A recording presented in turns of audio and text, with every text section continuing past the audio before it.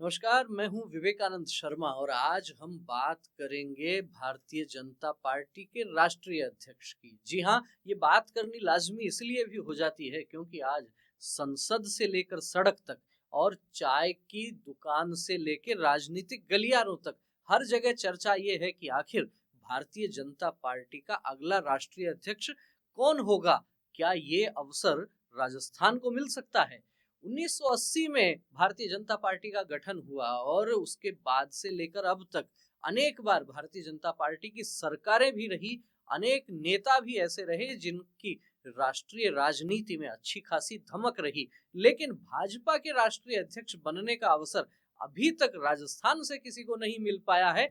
तो क्या इस बार ये अवसर राजस्थान के खाते में आ सकता है? यदि आ जाए ऐसा मौका तो कौन कौन ऐसे दावेदार हो सकते हैं जिनको भाजपा अपना राष्ट्रीय अध्यक्ष बना सकती है?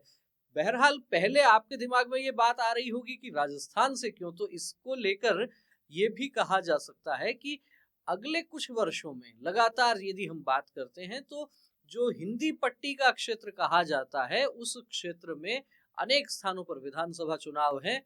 बिहार में चुनाव होना है, उत्तर प्रदेश में चुनाव होना है 2027 में, और इस बीच में भी कई स्थानों पर चुनाव होंगे। तो हिंदी पट्टी से इस कारण से राष्ट्रीय अध्यक्ष भाजपा बना सकती है। और इसमें भी जब बात राजस्थान की करें तो राजस्थान से कौन कौन नेता ऐसे हो सकते हैं, किसकी लॉटरी लग सकती है, किसके हाथ आ सकती है सत्ता की चाबी। और सत्ता नहीं, संगठन कहिए तो ज्यादा ठीक रहेगा, क्योंकि विश्व का सबसे बड़ा राजनीतिक दल भाजपा को कहा जाता है। और इसी बात को लेके संसद में समाजवादी पार्टी के अखिलेश यादव ने तंज कसा था कि इतनी बड़ी पार्टी होने के बावजूद आप राष्ट्रीय अध्यक्ष नहीं चुन पा रहे हैं।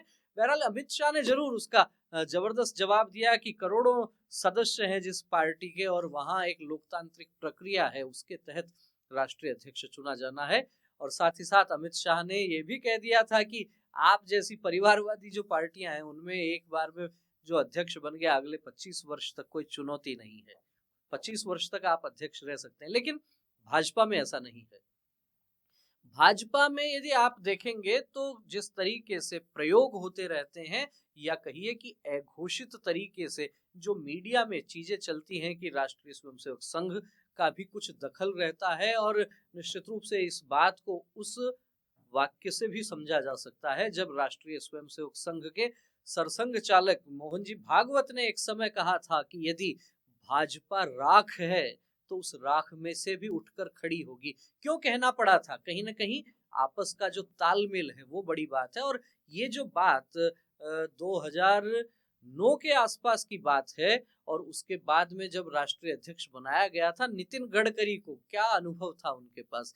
केवल महाराष्ट्र के प्रदेश अध्यक्ष रहे थे। तो इसी बात को आधार मानकर हम यदि चर्चा करें कि राजस्थान से कौन हो सकता है बीजेपी के राष्ट्रीय अध्यक्ष के लिए दावेदार, कुछ नाम आपके दिमाग में भी तैर रहे होंगे और कुछ नामों की चर्चा मैं भी अगले 3-4 मिनट में आपके साथ करने वाला हूं। सबसे प्रबल नाम इसमें यदि आता है तो वो आता है भूपेंद्र यादव का। केंद्रीय पर्यावरण मंत्री हैं, अमित शाह के नजदीक हैं, नरेंद्र मोदी की गुड बुक में है, और साथ ही साथ मोदी सरकार में मंत्री हैं। अनेक राज्यों में उनको जिम्मेदारी मिली चुनावों की, उन्होंने बखूबी जिम्मेदारी का निर्वहन भी किया। जिस तरह का सिनेरियो इन दिनों भारतीय जनता पार्टी में चल रहा है उसके हिसाब से भूपेंद्र यादव का नाम एकदम सटीक बैठता है। और यदि आप बिहार और उत्तर प्रदेश की राजनीति के साथ भूपेंद्र यादव का नाम जोड़कर चलते हैं तो निश्चित रूप से संभावना और अधिक बनती है। क्यों? क्योंकि बिहार में और उत्तर प्रदेश में एक ही तरह की राजनीति आपको देखने को मिलती है।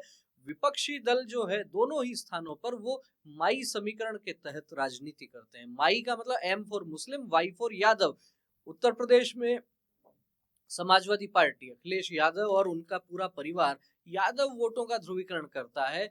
यही काम लंबे समय तक बिहार में लालू प्रसाद यादव ने किया है, मुस्लिम समाज को अपने साथ जोड़ के, और सत्ता की सवारी ये दोनों दल वहां करते रहे हैं।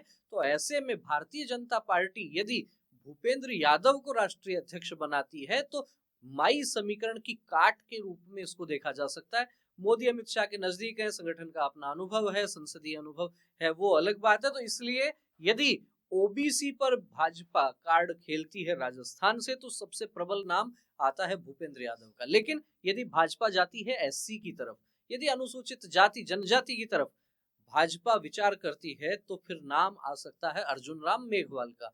वे भी लगातार मोदी सरकार में मंत्री हैं और एक बड़ा चेहरा है। कलेक्टर के पद से सेवानिवृत्त होने के बाद जिस तरीके से वे राजनीति में आए, सक्रिय राजनीति में आए, एक अलग तरह की पहचान। और जब आप उनका फोटो देखते होंगे तो ध्यान में आता होगा किस तरह की पगड़ी अक्सर वो बांधते हैं। भाजपा का जो झंडा होता है उसका जो रंग है वैसी पगड़ी बांधते हैं, और कई बार तो संसद में भी साइकिल लेकर भी गए। कई तरह के नवाचार करते रहते हैं, और जो अनुसूचित जाति वर्ग है उसमें अपनी एक पकड़ रखते हैं, अपनी एक दखल रखते हैं। साथ ही मोदी और शाह के भी करीबी हैं, लेकिन संगठन के साथ में कितना तालमेल बना पाएंगे ये अलग बात है। भूपेंद्र यादव के लिए जरूर ये बात पक्ष में जाती है कि विद्यार्थी परिषद में बताया जाता है कि उन्होंने कुछ समय काम किया हुआ है। तो ऐसे में यदि एससी पर आप जाते हैं अर्जुन राम मेघवाल हो सकते हैं, ओबीसी की तरफ जाते हैं तो फिर भूपेंद्र यादव का नाम है। ऐसे में आप कहेंगे कि यदि पार्टी ये विचार करे कि इस बार राष्ट्रीय अध्यक्ष किसी महिला को बनाना है, तो राजस्थान से कौन सा नाम हो सकता है?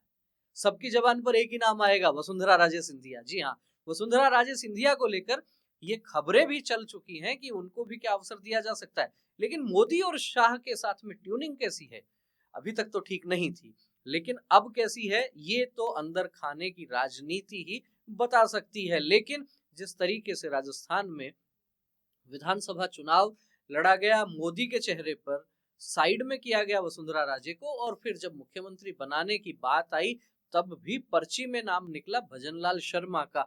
चकित रह गई थी वसुंधरा राजे, वो सोच रही थी कि मेरा नंबर नहीं पड़ेगा तो मेरी टीम में से किसी का नंबर आ जाए। लेकिन अनपेक्षित नाम उस समय आ गया था, और उसके बाद से लेके लगभग 1 वर्ष तक पार्टी के जो बड़े कुछ कार्यक्रम राजस्थान में जो हुए उनसे दूरी भी बना के रखी। लोकसभा चुनाव में भी केवल अपने पुत्र की जो सीट थी केवल वहीं तक सीमित रही। लेकिन जब से मदन राठौड़ अध्यक्ष बने हैं तब से कुछ अलग सक्रियता दिखने लगी है। तो क्या जो मोदी और शाह के साथ में जो तालमेल नहीं बन पा रहा था, क्या वो अब बनने लग गया है? ये बहुत कुछ निर्भर करेगा इस बात पर भी, क्या वसुंधरा राजे महिला कोटे की बात होती है तो नाम आ सकता है, या फिर नाम आएगा अलका गुर्जर या उनके समकक्ष जो नेता हैं उनका, यदि महिलाओं की बात होती है तो। इस तरीके से देखा जा सकता है कि भूपेंद्र यादव, अर्जुन राम मेघवाल, और महिलाओं के कोटे से बात करें तो वसुंधरा राजे या अलका गुर्जर। ये अलका गुर्जर का नाम मैं इसलिए ले रहा हूँ क्योंकि पिछले 10 वर्ष में जिस तरीके की राजनीति, इस मोदी युग में जिस तरीके की राजनीति हो रही है, इस तरह के नाम, चौंकाने वाले नाम बहुत आ रहे हैं मुख्यमंत्रियों के लिए। आप देख सकते हैं अलग अलग राज्यों में जिस तरीके से मुख्यमंत्री बनाए जा रहे हैं, तो ये भाजपा है, यहाँ कुछ भी हो सकता है। और क्या नाम हो सकते हैं? और जिस तरीके से किसान राजनीति की बात की जाए, और यदि संगठन निष्ठ व्यक्ति को देखा जाए तो नाम डॉक्टर सतीश पूनिया का भी कोई कमजोर नहीं है। उन्होंने भी राजस्थान में जब भाजपा की बागडोर संभाली थी, जिस तरीके से दौरे उन्होंने किए, जिस तरीके का एक आभा मंडल उनका बना, निश्चित रूप से उनका भी नाम मजबूती से आगे बढ़ाया जा सकता है। और नाम बढ़ाया जा सकता है यदि ब्राह्मण वर्ग की बात करें राष्ट्रीय अध्यक्ष के तौर पे राजस्थान से, तो डॉक्टर अरुण चतुर्वेदी का नाम भी उस दिशा में लिया जा सकता है। डॉक्टर अरुण चतुर्वेदी भी राजस्थान के प्रदेश अध्यक्ष रह चुके हैं 2009, 10, 11 के आसपास, और साथ ही साथ विधायक रह चुके हैं, एक बार मंत्री रह चुके हैं, और संघ परिवार से भी निकटता उनकी है। उनके पिताजी ने भी संघ में काफी वर्षों तक काम किया। अरुण चतुर्वेदी जो है उन्होंने अखिल भारतीय विद्यार्थी परिषद में काम किया।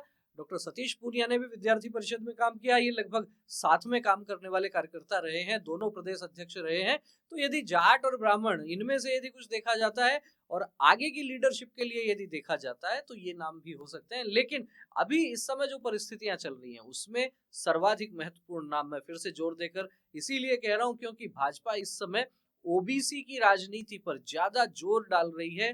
बिहार और उत्तर प्रदेश का चुनाव, उसको भी यदि नजर में रखते हुए और माई समीकरण को ध्वस्त करना है तो भूपेंद्र यादव का नाम हो सकता है। लेकिन ये सारी चर्चा मैंने की है राजस्थान के परिप्रेक्ष्य में।